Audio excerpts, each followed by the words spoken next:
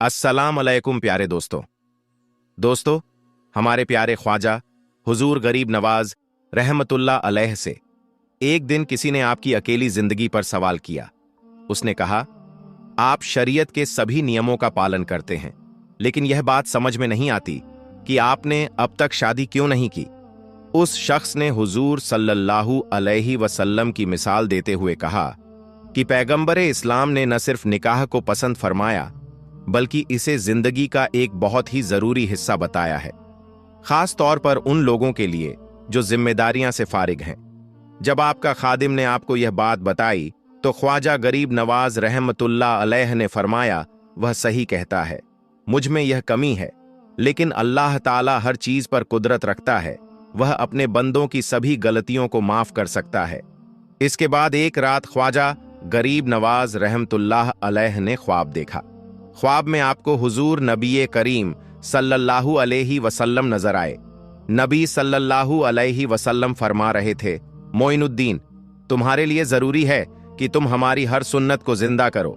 जब ख्वाजा गरीब नवाज रहमतुल्लाह अलैह की आंख खुली तो आप कांप रहे थे। इस ख्वाब में आपको निकाह करने की हिदायत दी गई। इसके बाद आप कई दिनों तक परेशान और बेचैन रहे, अपने अपने हर अमल पर ध्यान दिया और सोचा कि कौन सी सुन्नत आपसे छूट रही है। फिर अचानक एक दिन आपको याद आया कि आपने अब तक शादी नहीं की। इसी ख्याल के साथ आपके बेचैन मन ने ख्वाब की ताबीर, ख्वाब का मतलब समझ लिया। यह एक बहुत ही अजीब और खास वाकया था। जब हजरत ख्वाजा गरीब नवाज रहमतुल्लाह अलैह ने हुजूर पाक सल्लल्लाहु अलैहि वसल्लम को ख्वाब में देखा, उसी रात पटली किले के हाकिम मलिक खिताब ने काफिरों की फौज पर हमला किया। दोनों तरफ से लड़ाई काफी देर तक चली। हिंदू सेना ने पूरी ताकत से मुकाबला किया, लेकिन आखिर में मलिक खिताब की फौज ने जीत हासिल की। हिंदू राजा या तो मारा गया या किसी खुफिया रास्ते से भाग गया। हालांकि इतिहास में इस बात का पक्का सबूत नहीं है। इतना जरूर पता है कि हिंदू सेना को बुरी तरह हार का सामना करना पड़ा था। इस लड़ाई में राजा की जवान बेटी भी कैद हो गई। मुसलमान सैनिकों ने उसे हकीम पटली के सामने पेश किया। अगले दिन मलिक खिताब उस लड़की को लेकर ख्वाजा गरीब नवाज रहमतुल्लाह अलैह की खिदमत में हाजिर हुआ। मालिक खिताब ने ख्वाजा गरीब नवाज रहमतुल्लाह अलैह के कदम चूमे और कहा, यह लड़की एक बड़े खानदान से ताल्लुक रखती है। मेरी ख्वाहिश है कि आप इसे अपनी कनीज यानी नौकरानी के तौर पर कबूल करें। ख्वाजा मोइनुद्दीन चिश्ती रहमतुल्लाह अलैह ने उसकी बात ठुकराते हुए फरमाया, मुझे किसी कनीज या नौकरानी की जरूरत नहीं। अगर यह लड़की अपनी मर्जी से इस्लाम कबूल करना चाहे तो इसका निकाह फौज के किसी बड़े और ओहदेदार अधिकारी से करवा दो। लेकिन याद रखना, इस्लाम में जोर जबरदस्ती हरगिज जायज नहीं। इसे अपनी मर्जी से फैसला करने दो। यह एक बेगुनाह और मजबूर औरत है, इसे जहां जाना है जाने दो। ख्वाजा गरीब नवाज रहमतुल्लाह अलैह आगे फरमाया, अगर हिंदू लोग दोबारा बगावत के लिए तैयार ना हों तो उन्हें भी माफ कर दो। काफिरों के साथ भी मोहब्बत और इंसाफ से पेशा आओ, ताकि वह समझ सकें कि इस्लाम कितना रहम दिल और खूबसूरत दीन है। ख्वाजा गरीब नवाज रहमतुल्लाह अलैह ने अपनी बात नरमी से कह दी, लेकिन मलिक खिताब बार बार जिद करता रहा। वह सिर्फ आपकी खुशी चाहता था। आखिरकार जब उसकी जिद खत्म नहीं हुई तो ख्वाजा गरीब नवाज रहमतुल्लाह अलैह को सख्त लहजे में बात करनी पड़ी। आपने फरमाया, यह लड़की तुम्हारी कैदी जरूर है, लेकिन तुम्हें इसे अपनी मर्जी के मुताबिक चलाने का कोई हक नहीं। यह एक मजबूर औरत है। इसके हालात का एहसास करो और इसे आजाद कर दो। यह खुद जहां जाना चाहेगी वहां चली जाएगी। यह सुनकर मलिक खिताब चुप हो गया और मायूस होकर ख्वाजा साहब की बारगाह से उठ खड़ा हुआ। उसने राजकुमारी को साथ चलने का इशारा किया, लेकिन वहां मौजूद लोग हैरान रह गए जब लड़की ने उसके साथ जाने से इनकार कर दिया। ख्वाजा गरीब नवाज रहमतुल्लाह अलैह ने उस समझाने की बहुत कोशिश की, लेकिन लड़की ने कहा, आपने ही तो फरमाया था कि मुझे मेरी मर्जी पर छोड़ दिया जाए। अब मेरी ख्वाहिश है कि मैं मुसलमान बनकर अपनी बाकी जिंदगी आपके कदमों में गुजार दूं। लड़की के लिए ख्वाहिश इतनी मजबूत थी कि ख्वाजा गरीब नवाज रहमतुल्लाह अलैह उसे मना नहीं कर सके। मलिक खिताब यही चाहता था और अल्लाह की कुदरत ने उसकी यह तमन्ना पूरी कर दी। कुछ दिनों बाद उसे हिंदू लड़की ने अपने बाप दादा का धर्म छोड़कर इस्लाम कबूल कर लिया। इसके बाद ख्वाजा गरीब नवाज रहमतुल्लाह अलैह ने उस लड़की का नाम अमातुल्लाह रखा और उससे निकाह कर लिया। बीवी अमातुल्लाह बहुत नेक और पाक दामन खातून थी। उनके अच्छे किरदार ने गैर मुस्लिम औरतों पर गहरा असर डाला और इस तरह इस्लाम और फैलने लगा।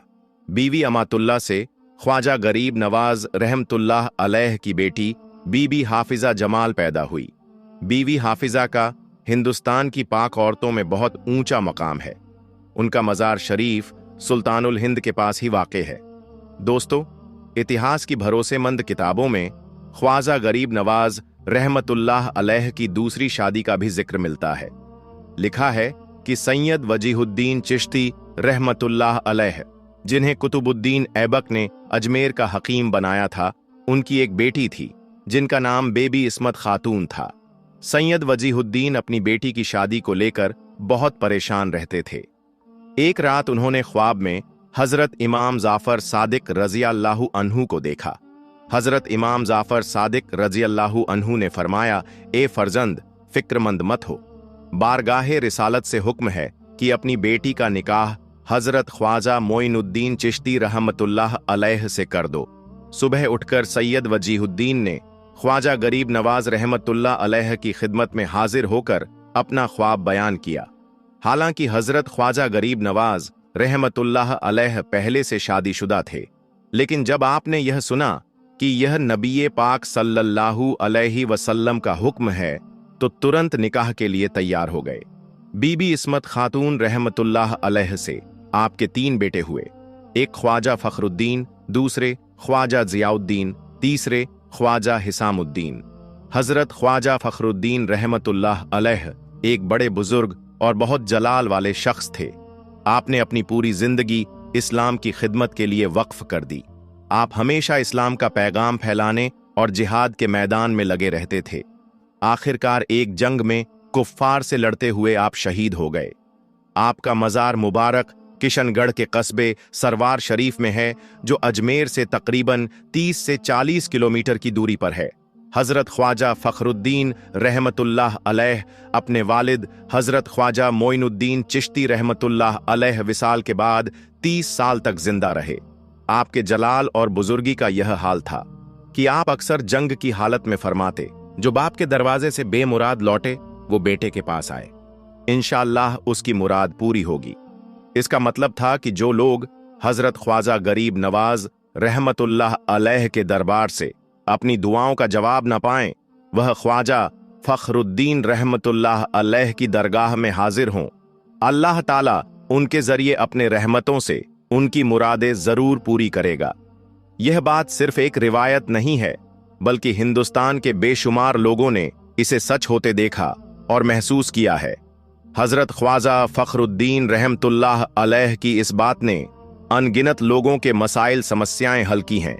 यह अल्लाह ताला का एक राज है जिसे कोई समझ नहीं सका। खुदा की कुदरत जमीन पर अपने निशानियां जाहिर करने के अलग अलग तरीके रखती है।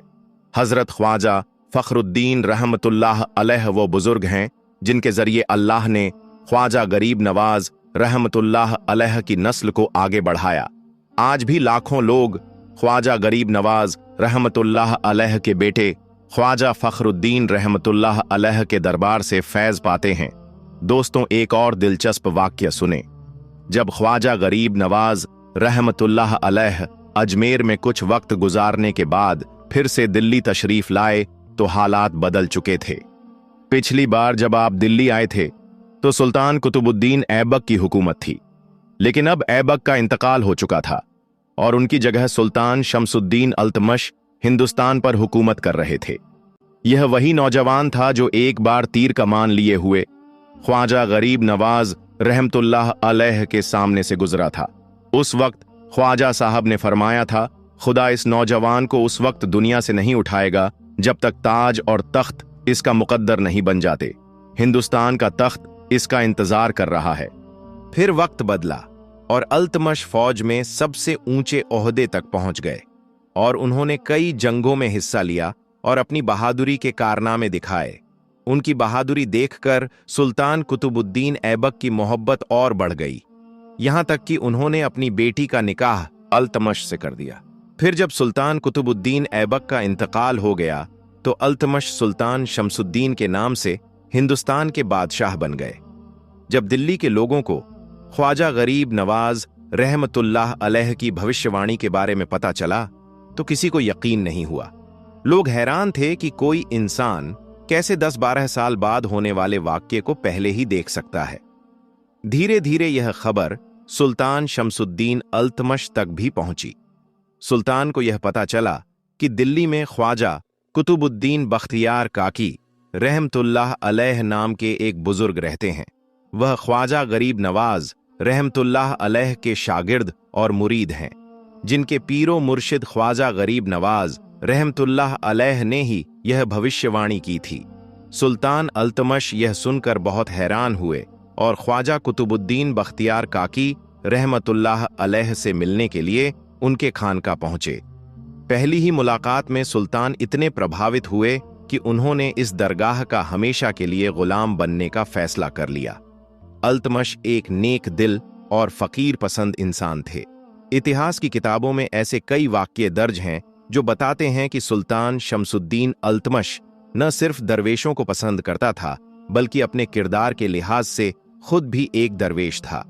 सुल्तान शमसुद्दीन अल्तमश ने एक बार ख्वाजा गरीब नवाज रहमतुल्लाह अलैह के कदम चूमे और अदब से कहा, ऐ ख्वाजा, हिंद के असली सुल्तान तो आप हैं, मैं तो बस आपका गुलाम, आपकी दुआओं की बरकत से ही मैं इस मकान तक पहुंचा हूं। ख्वाजा गरीब नवाज रहमतुल्लाह अलैह ने यह सुनकर फरमाया, जिसका नाम कातिबे तकदीर ने सुल्तानों की लिस्ट में लिखा हो वह सुल्तान बनकर ही रहेगा। हम दरवेशों का सुल्तानों से कोई वास्ता नहीं, यह तो अल्लाह का एक फैसला था जो तुम पर जाहिर हुआ, वरना सारी दुनिया मिलकर भी अल्लाह के फैसले को नहीं बदल सकती। अल्लाह जिसे देना चाहता है बिना किसी वजह के दे देता है, और जब वह सुनना चाहता है तो गुनहगारों की भी सुन लेता है, लेकिन अगर वह सुना ना चाहे तो परहेजगारों के रोने और गिड़गिड़ाने की भी परवाह नहीं करता। इसके बाद ख्वाजा गरीब नवाज रहमतुल्लाह अलैह ने सुल्तान को नसीहत देते हुए फरमाया, अगर तुम सच्चाई के साथ अपने असलियत पर गौर करो तो इस दुनिया के धोखे में नहीं फंसोगे। ख्वाजा गरीब नवाज रहमतुल्लाह अलैह के असरदार लहजे और गहरी बातों ने सुल्तान अल्तमश को इतना प्रभावित किया कि वह रो पड़ा। उसकी आंखों के सामने अतीत की सारी बातें जैसे फिर से जिंदा हो गईं। ख्वाजा गरीब नवाज ने उसे उसके गुलामी के दिनों की याद दिलाई। यह सुनकर सुल्तान की आजिज़ी और इनकिसारी बढ़ गई। उसका सर झुक गया और उसकी आंखों से आंसू बहने लगे। सुल्तान ने गहरे दर्द और नर्म अंदाज में कहा, ऐ रहमत के ताजदार, आपका यह गुलाम एक ऐसे रास्ते पर अकेला खड़ा है जहां हर तरफ कांटे कांटे हैं। दुआ करें कि मैं इस रास्ते से सलामती से निकल जाऊं, और यह भी दुआ करें कि जिसने मुझे गुलामी की जंजीरों से आज़ाद करके शाही ताज पहनाया, मैं उसकी मर्जी के मुताबिक चल सकूं। खुदा से मेरी गुजारिश है कि वह मुझे नफ्स की बुराइयों से बचाए और मेरी वजह से उसके बंदों को कोई तकलीफ ना हो। यह मंजर देखकर वहां मौजूद लोग हैरान रह गए। पहली बार उन्होंने एक सुल्तान को इतना आजिज और नर्म लहजे में बात करते हुए देखा, लेकिन जो समझदार लोग थे वह जानते थे कि यह सब ख्वाजा गरीब नवाज रहमतुल्लाह अलैह की रूहानी ताकत और जलाल का असर था। ख्वाजा गरीब नवाज रहमतुल्लाह अलैह ने सुल्तान पर दुआएं करते हुए फरमाया, सुल्तान शमसुद्दीन, तुम शुरू से ही बुजुर्गों की दुआओं के साए में हो। अल्लाह अपने बंदों को आजमाने के लिए अलग अलग तरीके अपनाता है। कभी किसी का ताज और शाही रुतबा छीन कर राजमाता है तो कभी किसी को हुकूमत की जिम्मेदारियां में डालकर। कामयाब वही होता है जो हर मुश्किल के बीच अपने किरदार को पाक और बेदाग रखता है। यह दुनिया का सबसे मुश्किल काम है। फिर फरमाया, लेकिन इस फकीर की दुआएं तुम्हारे साथ हैं। अल्लाह तुम्हारा मददगार है और हर मुश्किल को आसान करने वाला है। हमेशा अदलो इंसाफ को कायम रखना, क्योंकि अल्लाह बेइंसाफ हुक्मरानों को कभी पसंद नहीं करता। दुआ पूरी होने के बाद सुल्तान शमसुद्दीन अल्तमश ने ख्वाजा गरीब नवाज रहमतुल्लाह अलैह के हाथ चूमे और अदब से वापस जाने लगे। जब वह वापस जा रहे थे तो लोगों ने सुना कि वह बड़े जोश और जब्बे से कह रहे थे, मैं अपनी बादशाही पर गर्व नहीं करता, बल्कि यह ख्वाजा गरीब नवाज रहमतुल्लाह अलैह की दुआ का असर है, जिन्होंने अपनी मुबारक जबान से मुझे सुल्तान कहा। उसी की बरकत से मैं आज बादशाह हूं। उसी जमाने में शेख शहाबुद्दीन रहमतुल्लाह अलैह एक बड़े खलीफा और मशहूर बुजुर्ग हजरत ख्वाजा हमीदुद्दीन नागौरी रहमतुल्लाह अलैह बगदाद से दिल्ली आए। काजी हमीदुद्दीन को धार्मिक संगीत, जिसे सीमा कहा जाता है, बहुत पसंद था। दिल्ली के कुछ सूफी बुजुर्ग, जिनमें हजरत ख्वाजा कुतुबुद्दीन बख्तियार काकी रहमतुल्लाह अलैह भी शामिल थे, उन्होंने काजी साहब की इज्जत में सीमा की महफिल रखी। लेकिन दिल्ली के उलेमा इस सीमा के सख्त विरोधी थे, जिसकी वजह से उन्हें काजी साहब और दूसरे सूफियों से नाराजगी हो गई। मौलाना रुकनुद्दीन समरकंदी, जो उस समय के बड़े आलिम थे, सूफियों और दरवेशों के खिलाफ हो गए। एक बार सुल्तान शमसुद्दीन अल्तमश के महल के पास धार्मिक संगीत सीमा की एक महफिल हुई। जब हजरत ख्वाजा कुतुबुद्दीन बख्तियार काकी रहमतुल्लाह अलैह को इसका पता चला तो वह अपने कुछ साथियों के साथ वहां पहुंचे। उन्होंने अपने घर वालों से कहा कि जब मौलाना रुकमुद्दीन आएं तो वह लोग चुप जाएं। अगर वह बिना इजाजत के अंदर आएं तो हम उनका विरोध करेंगे। जब मौलाना रुकमुद्दीन आए तो घर में किसी को न देखकर वापस लौट गए। इस मामले को टाल दिया गया, लेकिन कई और उलेमा भी इस सीमा के खिलाफ थे। सुल्तान शमसुद्दीन अल्तमस के दरबार के दो मशहूर आलिम मुल्ला इमामुद्दीन और मुल्ला जलालुद्दीन सीमा के खिलाफ थे। उन्होंने अपने असर का इस्तेमाल करते हुए अल्तमश पर दबाव डाला और सीमा की महफिलों पर पाबंदी लगवा दी। फिर एक खास बैठक में सुल्तान ने हजरत काजी हमीदुद्दीन नागौरी रहमतुल्लाह अलैह को बुलाया ताकि वह उलेमा के सवालों का जवाब दें। मुल्ला इमामुद्दीन और मुल्ला जलालुद्दीन ने उनसे पूछा, क्या शरीयत में सीमा हराम है या हलाल? काजी साहब ने गर्मजोशी के साथ जवाब दिया कि सीमा उन लोगों के लिए हलाल है जो अल्लाह के करीब हैं, और उन लोगों के लिए हराम है जो केवल दुनियादारी में लगे हुए हैं। हजरत काजी हमीदुद्दीन नागौरी रहमतुल्लाह अलैह ने उलेमा के सवालों का जवाब देने के बाद सुल्तान शमसुद्दीन अल्तमश से कहा, क्या आपको याद है जब आप बचपन में गुलाम थे और आपके मलिक के घर में सीमा की महफिल हो रही थी? आप पूरी रात एक चिराग लेकर खड़े रहे और उन फकीरों ने आपकी मदद से खुश होकर दुआ दी, और उन्हीं फकीरों की दुआ से अल्लाह ने आपको बादशाह बना दिया। काजी साहब की बात सुनकर सुल्तान अल्तमस की आंखों में आंसू आ गए और वह बहुत भावुक हो गए। इसके बाद सुल्तान ने काजी साहब को अदब के साथ विदा किया। फिर सुल्तान खुद भी सीमा की महफिलों में हिस्सा लेने लगे, और यह शौक इतना बढ़ा कि वह हजरत ख्वाजा कुतुबुद्दीन बख्तियार काकी रहमतुल्लाह अलैह के मुरीद बन गए। दोस्तों, जैसा कि आप सब लोग जानते हो कि अजमेर शरीफ में मौजूद हजरत ख्वाजा गरीब नवाज रहमतुल्लाही अलैह की दरगाह पर हिंदुस्तान से नहीं बल्कि दुनिया भर से लाखों करोड़ों लोग हाजिरी देने के लिए पहुंचते हैं। और यहां पर ऐसा भी नहीं है कि दरगाह में सिर्फ मुसलमान लोग ही अपनी परेशानियों को लेकर जाते हैं, बल्कि यहां पर हिंदू, मुस्लिम, सिख और ईसाई समेत सभी धर्म और मजहब के लोग अपने अपने दुख और मुसीबत लेकर आपकी बारगाह में हाजिर होते हैं। इसके अलावा अजमेर दरगाह में ऐसा भी नहीं है कि यहां पर सिर्फ आम आदमी ही जाकर हाजिरी देते हैं, बल्कि ख्वाजा गरीब नवाज की मजार शरीफ पर दुनिया भर के बड़े बड़े लोग, जैसे कि बड़े बड़े राजनेता, बड़े बड़े फिल्मी कलाकार, बड़े बड़े रईस और दौलतमंद लोग भी आपकी मजार शरीफ पर जाकर चादर चढ़ाते हैं और अपनी मन्नतें पूरी करते हैं। दोस्तों, हम बात कर रहे थे बॉलीवुड के बादशाह शाहरुख खान के बारे में, इसीलिए अब हम आपको बताने वाले हैं कि जब एक बार शाहरुख खान अजमेर दरगाह पर हाजिरी देने के लिए, यानी कि ख्वाजा गरीब नवाज की मजार शरीफ पर चादर चढ़ाने के लिए गया, तो उस वक्त ख्वाजा गरीब नवाज दरगाह में ऐसा क्या हुआ कि जिसे देखकर शाहरुख खान भी हैरान रह गया।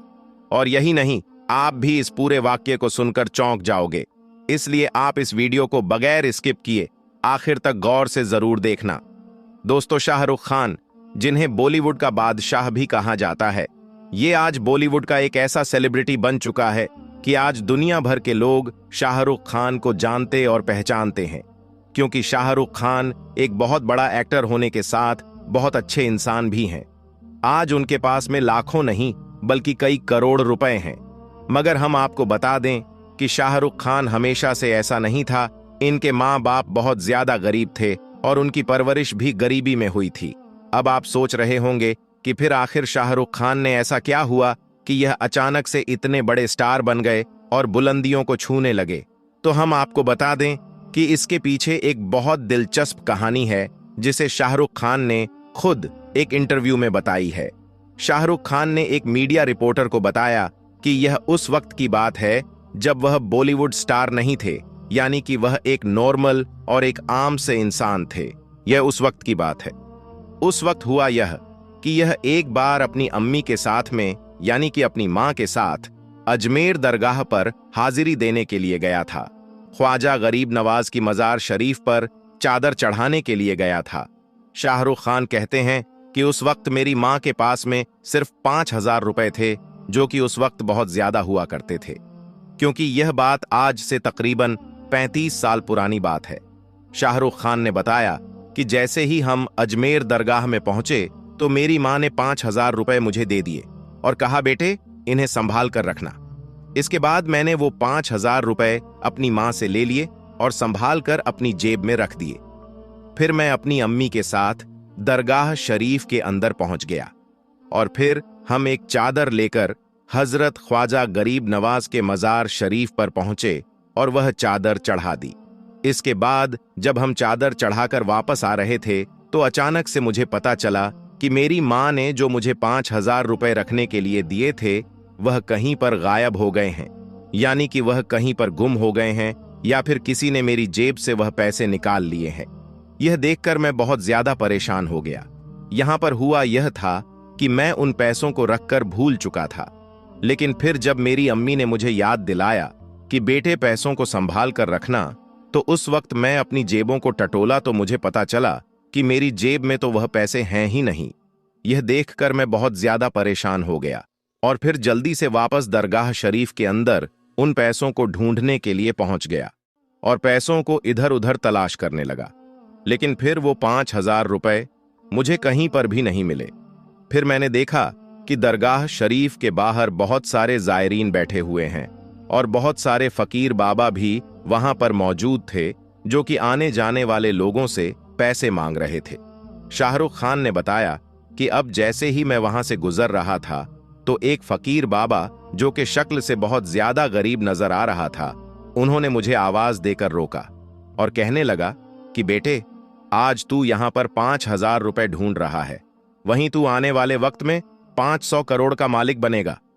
शाहरुख खान कहता है कि यह सुनकर मैं एकदम से हैरान रह गया। मुझे एक झटका सा लगा, क्योंकि अभी तक मैंने 5,000 वाली बात किसी को भी नहीं बताई थी। फिर उस फकीर बाबा को यह बात कैसे पता चली कि मेरे 5,000 रुपए गायब हो गए हैं और मैं उनको ढूंढ रहा हूं। दोस्तों, इस बात को बताने के बाद शाहरुख खान ने अपने इंटरव्यू में आगे बताया कि आज उस फकीर बाबा की बात बिल्कुल सच साबित हो गई है। मैंने अपनी जिंदगी में सिर्फ 500 करोड़ ही नहीं बल्कि इससे भी कहीं ज्यादा पैसे कमाए हैं। और पैसों की तो कोई बात नहीं है, बल्कि मैंने अपनी जिंदगी में काफी ज्यादा इज्जत और लोगों का बहुत सारा प्यार भी कमाया है।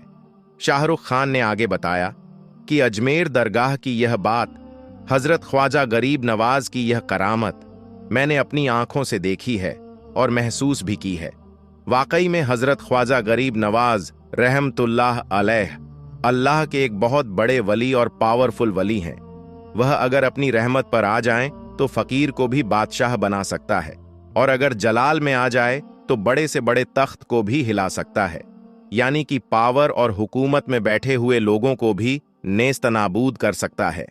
मगर दोस्तों, इन सब के बावजूद भी आज कुछ लोग हैं जो फेमस होने के लिए या फिर अपने निजी फायदे के लिए अजमेर दरगाह पर उंगली उठा रहे हैं और कह रहे हैं कि अजमेर दरगाह के नीचे महादेव का मंदिर है, आपके मजार शरीफ के नीचे शिवलिंग मौजूद है, और कह रहे हैं कि अजमेर दरगाह को किसी मंदिर को तोड़कर बनाया गया है।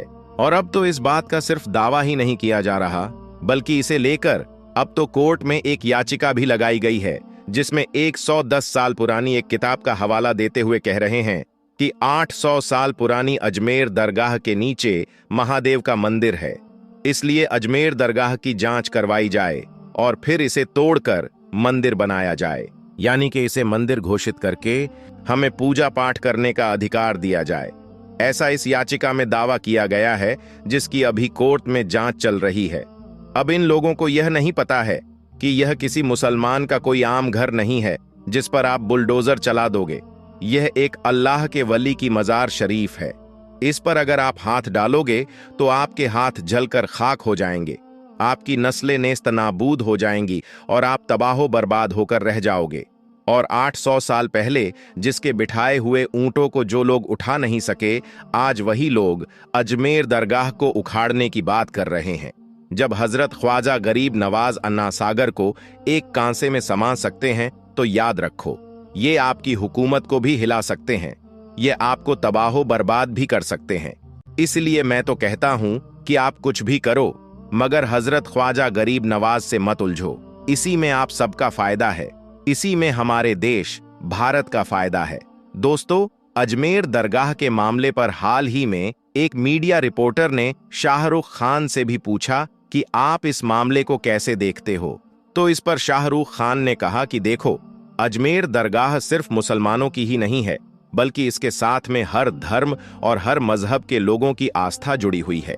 अभी जो लोग अजमेर दरगाह पर उंगली उठा रहे हैं, उनको पहले यह जान लेना चाहिए कि ख्वाजा गरीब नवाज की दरगाह में हिंदू मुसलमान समेत सभी धर्म और मजहब के लोग अपनी अपनी फरियाद को लेकर पहुंचते हैं, अपने दुख और मुसीबत को लेकर पहुंचते हैं। इसके आगे शाहरुख खान ने कहा कि अभी जो यह लोग गंदी राजनीति के चलते हिंदू और मुसलमानों में नफरत बढ़ाने का जो यह काम कर रहे हैं, उन्हें पता होना चाहिए कि अजमेर दरगाह हजरत ख्वाजा गरीब नवाज रहमतुल्लाह अलैह की दरगाह है, जो कि पूरे हिंदुस्तान के बादशाह हैं। अगर वह जलाल में आ गए तो दुनिया से उनका नामो निशान मिट जाएगा।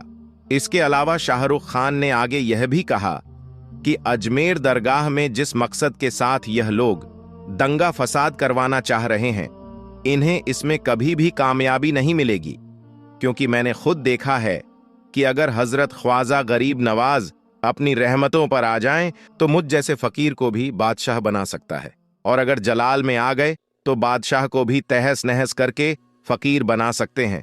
प्यारे दोस्तों, अजमेर शरीफ दरगाह पर जो कुछ विवाद चल रहा है वह तो आप सभी जानते हैं, लेकिन वहां पेश आने वाली एक बड़ी करामत जो आज अभी अभी वहां पेश आई है, वो आपको दिखाएंगे।